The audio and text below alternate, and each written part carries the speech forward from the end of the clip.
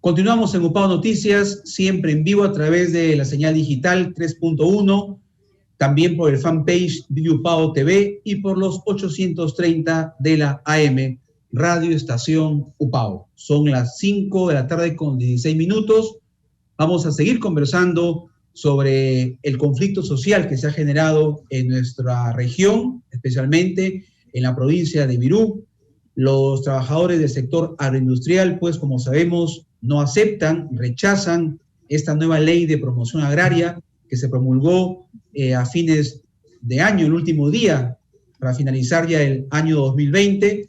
No aceptan. Ayer han tenido una reunión, ya una mesa de trabajo en la Casa de la Identidad, con algunos representantes, funcionarios de diferentes ministerios de Lima, a nivel nacional, pero uno de los dirigentes, el señor Walter Campos, decía de que ellos han solicitado que se haga una próxima reunión, una mesa centralizada en Lima, con dirigentes sindicales de ICA, de Piura, La Libertad, empresarios y las principales autoridades del legislativo y el ejecutivo. Vamos a seguir entonces conversando cuál es la situación de este problema que al parecer se está dilatando mucho, con el destacado profesor de la Escuela de Administración, docente de UPAO, el licenciado Humberto Flores Cornejo, y también empresario en nuestra región.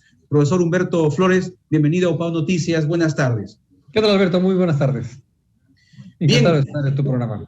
Gracias, igualmente, usted siempre muy dispuesto a atendernos a nuestra convocatoria, porque es importante conocer de diferentes perspectivas, de diferentes enfoques sobre esta situación que nos preocupa. Si bien es cierto que han dado una tregua, los trabajadores en 15 días, ya no tomar las carreteras, ya no impedir el libre tránsito por la Panamericana, sin embargo, ellos están muy descontentos, no aceptan esta nueva ley de promoción agraria. De su experiencia académica y también como empresario, don Humberto, ¿cuál es su interpretación de esta situación tan difícil que se está desarrollando ahora, este nuevo conflicto social? Gracias, Alberto, pero en realidad te diré que, aparte como experiencia como académico y empresario, te diré, desde el punto de vista de la ciencia de la administración, decimos, lo que mal comienza, mal acaba. Ya, en realidad, esta situación tiene sus particularidades. Primero, los reclamos laborales no se han originado aquí. Esto viene de ICA. Hubo una especie de extensión hacia esta zona, muy avivada por un congresista liberteño de ingrata recordación, que es el que ha soliviantado a los trabajadores. Inicialmente los grupúsculos eran 20, 30 manifestantes, reclamantes. No puedo decir trabajadores porque los trabajadores todos han estado en nuestras empresas laborando en los campos o en las plantas. Los trabajadores no han estado en las calles, no han estado afuera reclamando, no han estado tomando la carretera. Nuestros trabajadores han estado cumpliendo su labor. A nuestros fondos han ido gente extraña, ¿ya? Y se han metido a nuestros campos buscando a los trabajadores para soliviantarlos, ¿ya? Para inducirlos a que tomen una actitud agresiva. Así se ha prosperado esta situación acá. Pero repito, este no ha sido un problema de la libertad. Aquí no ha habido ningún reclamo por motivos laborales. Para nada. No viene la causa de aquí. Viene de otra zona del país donde la situación sí es más preocupante, donde la informalidad sí es más extendida, donde el incumplimiento de las normas se nota más. Pero no es acá. Acá yo te digo, porque yo dirijo una empresa agroindustrial, cumplimos las exigencias laborales, la supervisión de SUNAFIL todos los meses. Es más, no podemos cumplir nuestra labor somos agroexportadores, de agroexportación, de exportación, si no cumplimos todos los requisitos con aspectos laborales, de desarrollo humano, todas las certificaciones de calidad que hay que tener, de comercio justo, de Global Gap, no se puede. Y todo eso comprende el tema laboral, el bienestar del trabajador. No te van a comprar.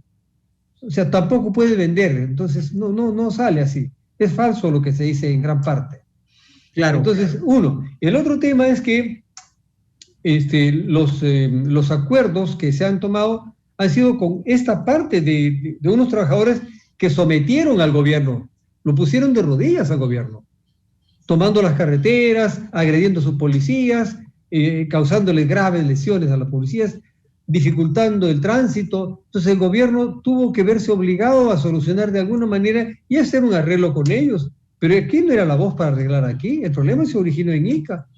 Han soltado algunos datos, pero ¿y si no aceptan los otros? Esto no es una unidad representativa de la unidad ni siquiera de la libertad, es la unidad de Chao y algo de Virú que se extendió a Virú, pero no son los trabajadores del Valle Chicama, no están los de Chepén. Entonces, está mal hecho. Y el gobierno vino y mandó a su gente y hicieron un arreglo y modificaron la ley. Desde el comienzo, la derogatoria de la anterior ley 27360 también fue demasiado apresurada. Entonces, ese es un gobierno tímido, temeroso, inexperto, ¿ya? Que ha sido vulnerable a estas amenazas y con un cuidado de no hacer nada por cuidar su imagen política. Eso es lo que ha sucedido. Entonces, el otro asunto está en que también aquí quienes tienen que intervenir por parte del sector empresario también tienen que ser entidades gremiales competentes, ¿no? No pueden ser tampoco representantes regionales, por ejemplo, la APTC o de Chavimochic. Tienen que ser gremios que tengan representatividad a nivel nacional. Entonces, hay una serie de cosas que se han estado llevando mal y que ojalá que se corrijan. Pero me temo que esto va a tener, los acuerdos van a ser observados por todos. Y no veo una solución a la promulgación del reglamento que se ha dado un plazo de 30 días.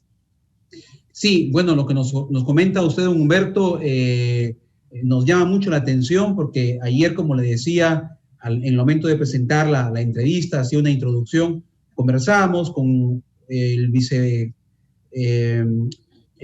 representante sindical de Camposol y también de un grupo de trabajadores, el señor Walter Campos, y decía pues de que ellos están dispuestos a dialogar, a llegar a un entendimiento, que necesitan que esta ley no la aceptan por la remuneración, ellos quieren ganar mucho más, no aceptan el bono del 30%, y entre otras cosas también decían de que estos reclamos tienen también, o detrás de ellos hay una voz que quieren ellos hacer llegar a las autoridades, porque Chao específicamente, hacía la precisión, ha crecido con una masa poblacional muy significativa en los últimos años y necesitan, decía, servicios básicos que satisfacer, alcantarillado, agua, acceso a la salud. Mencionaba de una posta médica que era una casa alquilada que tenían ahí, que no funcionaba y no brindaba un servicio. O sea, además de estos reclamos que ellos proponen o manifiestan en cuanto a los salarios, están pidiendo también otro tipo de reclamos que ya obviamente eso responde al gobierno, que el gobierno tiene que satisfacer, porque según él, se sienten abandonados ante una situación tan preocupante como es no poder satisfacer necesidades básicas. ¿Usted qué conoce al respecto de su experiencia también como empresario, don Humberto? Sí, ahí sí, soy sincero, se han dejado de lado muchos problemas potenciales, ¿no? De atención a lo que venía a ser el crecimiento poblacional de esa zona. Eso sí es muy cierto. Y no es para todos nosotros ninguna novedad. Yo soy miembro del Consejo Regional del Trabajo y desde hace años hemos propuesto la solución de los problemas de salud de los trabajadores.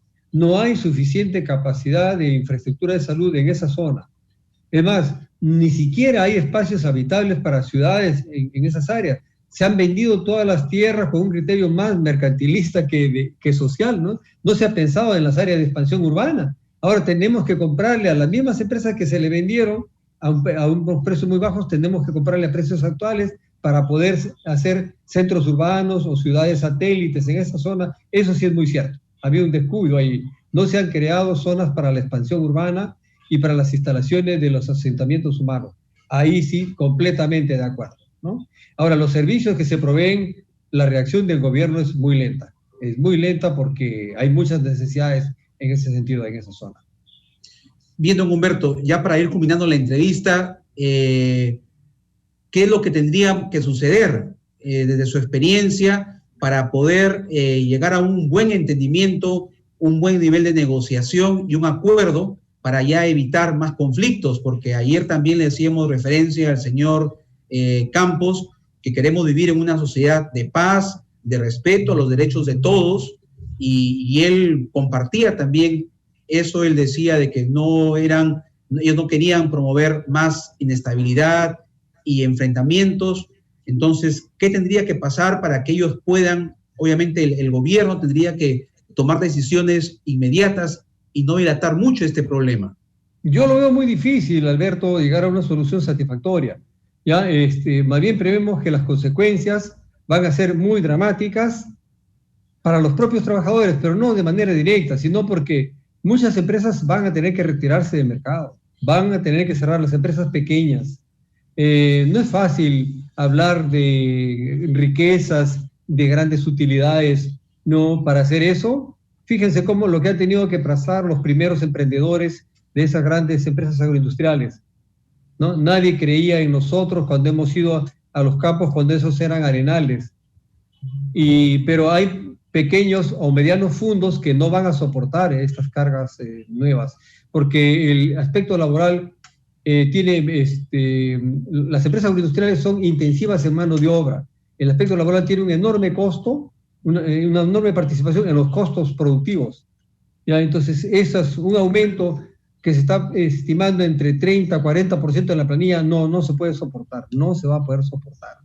Entonces va a venir el cierre de muchas empresas, pero no solamente eso, sino la imagen del país. El riesgo país va a aumentar por la inestabilidad que existe aquí para las inversiones, por la poca atractividad que existe para que vengan capitales extranjeros, porque países colindantes con nosotros están teniendo políticas mucho más receptivas, mucho más atractivas, como caso de Colombia, como caso de Ecuador, como caso de Chile. Entonces yo veo el futuro muy incierto, muy difícil. Y otro, que se están creando malos precedentes. Esa es una cosa de locos. Crear un régimen especial de remuneraciones porque están teniendo utilidades, pero ¿quiénes tienen utilidades? Ciertas empresas que pueden tener utilidades, ¿no? El resto no, el resto de las unidades productivas no son tan significativas. Y además de eso, crearía un precedente malo. Porque tienes utilidades hay que castigarte, ¿no es cierto? O porque tienes utilidades hay que darles un régimen especial para esta cosa, para esta cosa. En todo caso, iríamos a los sectores que tienen más utilidades. Uno de ellos es el sector de la banca, el sector de las finanzas. Hay que castigarlas a esas empresas porque son altamente productivas, tienen altos niveles de rentabilidad. Hay que castigar a las AFP, que reflejan niveles de rentabilidad del 40% sobre sus ingresos, hasta el 60%. Entonces, no, eso no puede ser así, ¿no? Y además de eso, crearíamos un régimen remunerativo para los trabajadores del campo en esta situación. Y cuando la situación se nos ponga difícil, cuando no podamos reflejar utilidades, porque los ciclos económicos son oscilantes, ¿no es cierto? Entonces, ¿qué solución se le va a dar en ese tiempo, ¿no? Y además se va a crear un precedente de que al sector agrícola y agroindustrial sí. Después los trabajadores textiles también van a decir, bueno, yo también. Denme un régimen remunerativo especial. Los trabajadores del sector comercio también van a pedir. Los del sector construcción también van a pedir. No, es decir, se va a volver una anarquía completa, ¿no? Es muy mala esta experiencia, ¿eh? Ahí entonces gran responsabilidad tiene el legislativo, que no ha sabido... El legislativo con el ejecutivo, los dos. Los dos. Correcto. Ahora, don Humberto, ya para ir culminando, actualmente, ¿cuánto percibe un trabajador agroindustrial y qué beneficios tiene? 39.50, o sea, se había concretado, y era un régimen muy ingenioso, ¿eh? Que le había caído muy bien a los trabajadores, porque ellos recibían todo concepto de lo que significaba su AFP, todo eso aglutinado, su CTS, todo aglutinado en una sola remuneración que la recibían ahorita, ¿no? Y que valía 39.50 soles. Entonces ya estaban acostumbrados ellos a recibir ese nivel de ingresos. Indudablemente, nosotros en las empresas subsidiamos muchas cosas en bienestar del trabajador. Por ejemplo, nosotros estamos obligados a tener un médico en la empresa, enfermeros, plural, O sea, le damos atención médica, ellos nos pagan necesariamente, no tienen que ir obligadamente a buscar su médico para hacer consulta, ni siquiera la seguridad social. Tenemos psicólogos para atenderlos, o sea, hay un programa de atención al trabajador muy bien diseñado. Los comedores de las empresas de nosotros son como un restaurante de 3 estrellas. O sea, tienen muchas condiciones que van al bienestar del trabajador. Sin embargo, ellos exigen ganar una remuneración mayor. Sí, pues, pero como te digo, eso trastocaría todo el sistema remunerativo. Entonces, implicaría que se suba el sueldo mínimo vital. Y que se haya una base remunerativa plana, ¿no? Tiene que ser así. Y nosotros tenemos un régimen de incentivos, sí existe un régimen de incentivos. Es tan conocido que es casi como un derecho que ellos tienen. Pero ¿qué premiamos nosotros? A la eficiencia, al sentido de responsabilidad premiamos, ¿no? Al cumplimiento de la puntualidad premiamos. Al trabajador que tiene mayor creatividad, a ese se le premia y se le da bonos. Tenemos varios regímenes de incentivos que son diseñados por nuestras áreas de recursos humanos, ¿no? Con la finalidad de tener al trabajador interesado en la mejora. Pero ¿qué pasa si a un trabajador se le dice, bueno, esto forma parte de tu plantilla remunerativa, ¿no? Con todos tus beneficios sociales? Él no se va a esforzar en nada. Va a decir, ¿para qué me voy a esforzar si igualito la ley me manda? O sea, es contraproducente llegar a ese nivel. Atenta contra la productividad. Los trabajadores no se van a esforzar en nada. Dicen, no, si me toca igual, ¿por qué me voy a esforzar si estando así nomás, sin hacer nada o muy poco, me voy a ganar todo mi bono, ¿no? Ese bono que se llama el beta? Entonces, no se va a esforzar. Entonces, no va a solucionar, va a ser atentatorio contra la producción y la productividad. Bien. ¿Y conoce usted caso de que alguna empresa haya despedido a trabajadores por haber sido parte de estas manifestaciones? No, tampoco es cierto. Ustedes saben que los trabajadores, miren, en la experiencia de nosotros tenemos una rotación de los trabajadores del 60%. O sea, digamos, si tuviéramos 100 trabajadores, 40 de ellos son estables siempre. El resto, 60, andan saliendo, yéndose a sus tierras, a sus campos, allá en Julcán, en la sierra, y vienen otra vez después de sembrar o después de las cosechas, y vuelven a trabajar. O están pendientes de la cosecha del palto, la cosecha del arándano, la cosecha del espárrago en otro fundo, que le ofrece mucho más. Entonces tiene una altísima rotación. Y luego también los contratos hay que tener en cuenta que son por campaña, porque ¿qué pasa cuando se acaba la campaña de la cosecha? ¿A dónde van esos trabajadores? Ya no tenemos empleo para cosechadores, ¿no es cierto? Ahora lo que necesitaríamos seríamos fumigadores, ¿no? Gente que aplica o tratamiento de insecticidas. Entonces, esa es la naturaleza propia de la actividad agrícola, ¿no? No necesariamente, indudablemente, yo entiendo que si se le venció el contrato y hay un trabajador que no coincide con los intereses, no se identifica con su institución, hay decisiones lógicas, comprensibles, ¿no? Muy bien. Gracias, don Humberto. Estuvimos conversando con el profesor Humberto Flores, docente de la Facultad de Ciencias Económicas de UPAO y también empresario, sobre esta situación que preocupa. ¿Cómo va a terminar esta situación, este conflicto social de los trabajadores agroindustriales en nuestro país, especialmente en nuestra región, en la provincia de Virú y distrito de Chao? Gracias, don Humberto. Hasta otra oportunidad. Muy amable. Mucho gusto, Alberto. Encantado de saludarla. Hasta luego. Gracias. Vamos a ir a una pausa. Son las 5:34 y continuamos con más información en UPAO Noticias.